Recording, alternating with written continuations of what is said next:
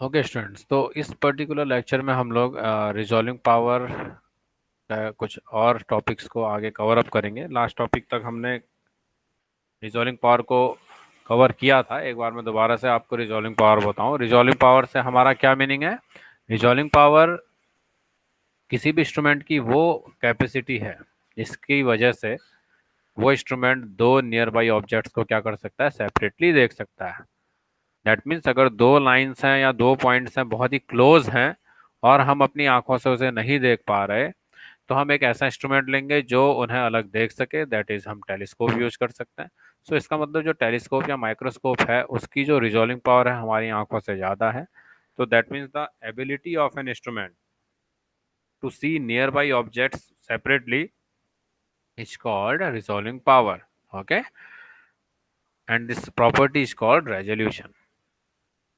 अब resolving power अलग अलग इंस्ट्रूमेंट्स के लिए अलग अलग रहती है। तो इस रिजॉल्विंग पावर से रिलेटेड एक क्राइटेरिया दिया था आपका रेले ने, जिसे हम क्या बोलते हैं, रेले क्राइटेरिया ऑफ रेजोल्यूशन। तो रेले ने ये बताया था कि अगर हमारे पास दो क्लोज वेवलेंथ हैं, या हम कहें दो डिफरेंट वेवलेंथ हैं, उन दो डिफरेंट वेवलेंथ के स्पेक्ट्रम लाइंस को हम तभी देख सकते हैं, we can only see those spectral lines separately when the maxima of one's diffraction pattern falls on the minima of others diffraction pattern। इसका मीनिंग क्या आ रहा है भाई बच्चों? ठीक है। अब सपोज मेरे पास यहाँ पर दो स्पेक्ट्रल लाइंस थी जिनकी वेवलेंथ क्या है, लैम्डा वन और lambda two.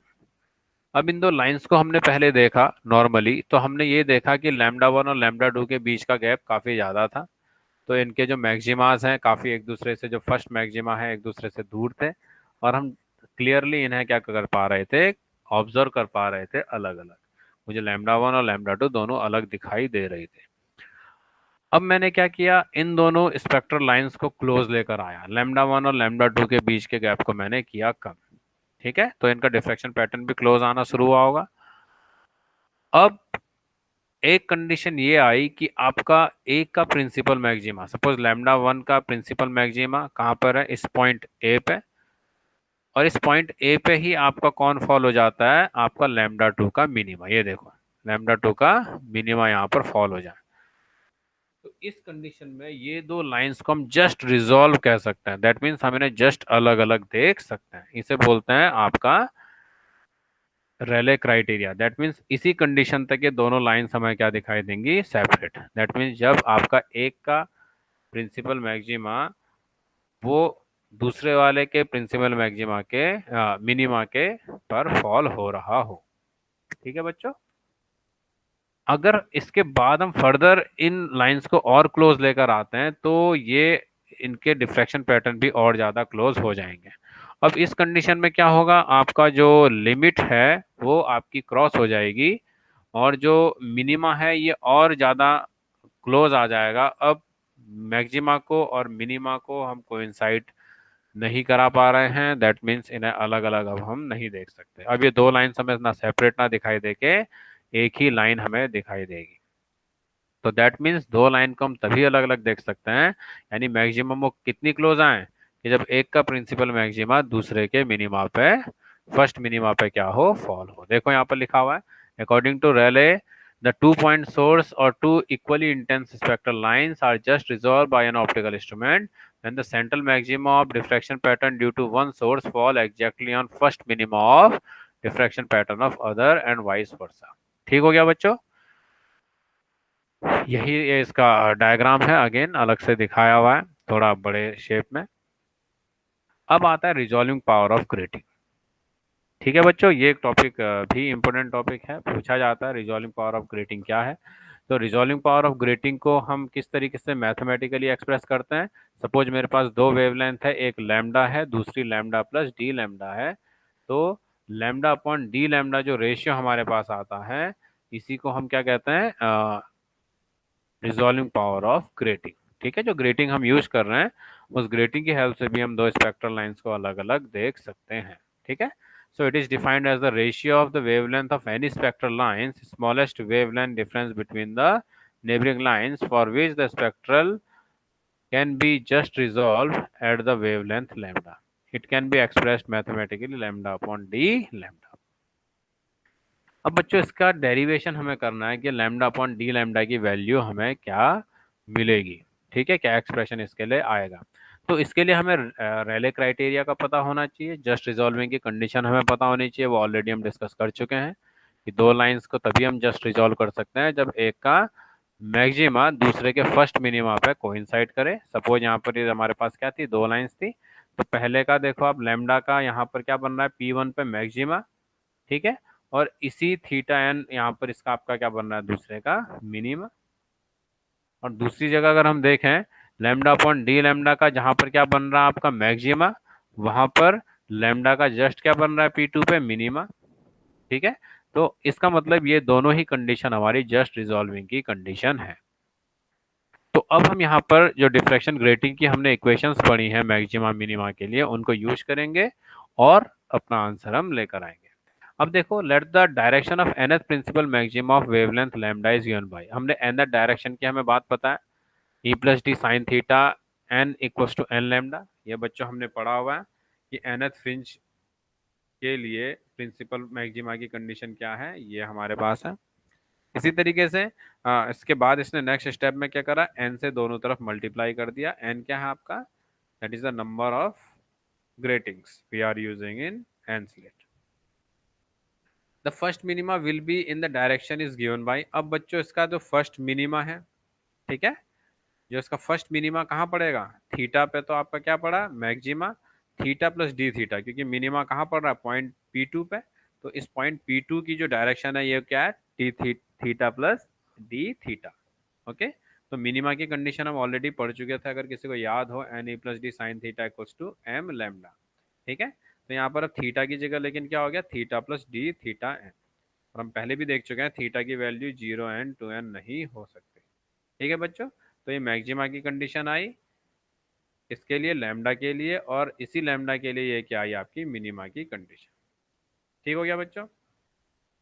The first minima adjacent to nth maxima will be in the direction of theta N plus D theta N only when m equals to nn plus 1 10, ठीक है। अब जो ये P2 पे हमारा minima पड़ रहा है इस प्रिंसिपल मैक्सिमा के लिए, ये तभी हमारा फॉल हो सकता है, इसकी कंडीशन क्या है, m की वैल्यू कितनी होनी चाहिए, nn प्लस 1 होनी चाहिए, ठीक है बच्चों।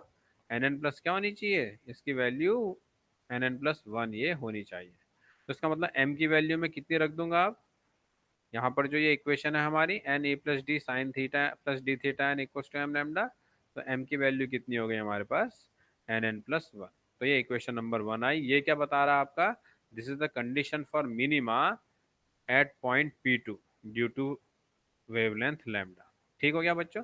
अब इसी पॉइंट P2 पे आपका क्या पड़ रहा है, लैम्डा प्लस डी लैम्डा का मैक्सिमा, और लैम्डा प्लस डी लैम्डा के मैक्सिमा की कंडीशन ऑलरेडी हमें पता है, E plus D sine theta equals to N lambda हमने पढ़ा था। अब यहाँ पर थीटा की वैल्यू क्या है, theta N plus D theta N, और लैम्डा की वैल्यू कितनी है, लैम्डा प्लस डी लैम्डा। तो ये जो ग्रेटिंग इक्वेशन मेरे पास बनी for maxima for wavelength lambda plus D lambda is A plus D sine theta N plus D theta N equals to N lambda plus D lambda. Okay, अब हमने इसमें भी सेम प्रोसेस करी, दोनों तरफ कैपिटल एन से क्या कर दिया, हमने इसे मल्टीप्लाई कर दिया, ठीक है बच्चों। ये इक्वेशन 2 आई, ये बता रही है हमारी condition of maxima for wavelength lambda plus D lambda. अब बच्चों इक्वेशन 1 और 2 को, है ना, हम इक्वल कर सकते हैं कैसे, ये देखो लेफ्ट हैंड साइड अगर तुम देखो इक्वेशन 1 और 2 के, इक्वेशन 1 और 2 के लेफ्ट हैंड साइड ये दोनों क्या है हमारे पास, इक्वल है, ठीक है। जब हम इन्हें इक्वल करेंगे तो राइट हैंड साइड भी क्या हो जाएंगे, ये इक्वल आ जाएंगे, ठीक है। N N plus 1 lambda equals to N N lambda plus D lambda. अब जब हम इसे सॉल्व करते हैं, lambda equals to N into small N D lambda, तो lambda upon D lambda equals to capital N upon N, and this is the expression for resolving power of grating, ठीक है। तो ये रिजॉल्विंग पावर ऑफ ग्रेटिंग का expression है, बहुत ही आसान। ये केवल किस पे डिपेंड कर रहा है, एन कैपिटल एन क्या, नंबर ऑफ स्लिट्स, और स्मॉल एन क्या है, that is order, small n क्या आपका, ऑर्डर, ठीक। तो लैम्डा अपॉन डी लैम्डा किस पे डिपेंड करता है, that is the diffraction grating, या that is the resolving power of diffraction grating. ये किसके इक्वल होता है, lambda upon D lambda equals to N N. बहुत ही आसान, हमें से याद रखना है, इससे बहुत आसान हमारा क्या बनता है, न्यूमेरिकल। इसके बाद अगर हम आए, define the dispersive power of plane transmission diffraction grating. ठीक है, प्लेन ट्रांसमिशन डिफ्रैक्शन ग्रेटिंग के रिजॉल्विंग पावर, आपका डिस्पर्सिव पावर बताइए। अब डिस्पर्सिव पावर क्या है बच्चों, अभी लास्ट टॉपिक में हमने देखा था, जब हमने बात करा था that is diffraction pattern due to n slit, तो वहां हमने देखा था जो आपका एंगल ऑफ डिफ्रैक्शन है वो किस पे डिपेंड करता था, थीटा पे। थीटा किस पे डिपेंड करता है, इट्स लैम्डा पे। ठीक है, एंगल ऑफ डिफ्रैक्शन थीटा किस पे डिपेंड करेगा, लैम्डा पे। तो इसका मतलब डिस्पर्सिव पावर क्या होती है, आपका the rate of change of angle of diffraction with change in wavelength. हमने देखा था रेड लाइट सबसे ज्यादा आपकी डिफ्रैक्ट कर रही थी, सबसे ज्यादा एंगल पे, वॉयलेट सबसे कम। तो वो किस पे डिपेंड कर रहा था आपका, वो डिपेंड कर रहा था आपका वेवलेंथ पे। तो लाइट की वेवलेंथ के अकॉर्डिंग आपका एंगल ऑफ डिफ्रैक्शन चेंज होना, इसी को हम क्या बोलते हैं, डिस्पर्सिव पावर। और in simple word we can say a dispersive power is a property of a diffraction grating in which the angle of diffraction changes with the change in wavelength, okay, or the rate of change of angle depends upon the wavelength। Clear है बच्चों।